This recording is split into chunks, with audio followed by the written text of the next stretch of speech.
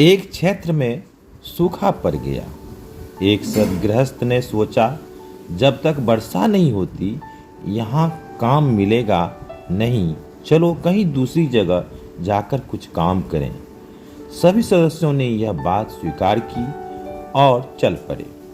थक गए तो एक पेड़ के नीचे सुस्ताने लगे। छोटा बच्चा बोला, पिताजी भूख लगी है, कुछ खाकर आगे बढ़ें। सबने कहा ठीक है और तुरंत काम में जुट पड़े। माँ ने पत्थर इकट्ठे करके चूल्हा बनाना प्रारंभ कर दिया। पिता पानी लेने चल पड़ा।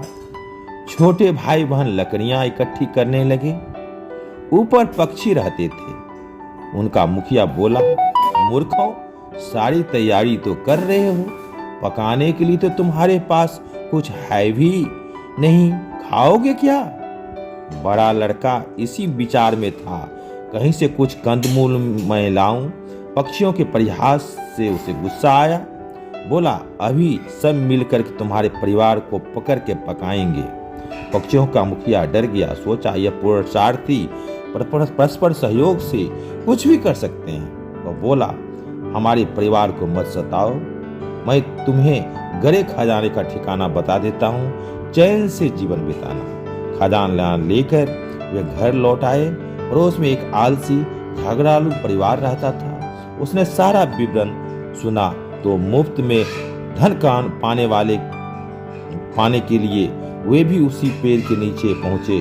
भोजन पकाने का नाटक करने लगे, परंतु उसने जिससे जो काम कहा जाता वो दूसरे पर टालता गया।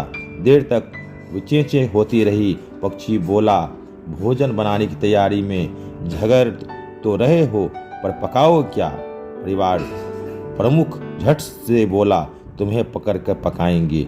पक्षी हंसा और बोला, हमें पकड़ने वाले और थे, वे धन ले गए, तुम तो एक दूसरे से लड़ते रहो, इसके अलावा तुम कुछ नहीं होगा। वह कहकर उड़ गया। कुसंस्कारी परिवार वाले एक दूसरे को कोसते, लड़ते झगड़ते वापिस लौट गए।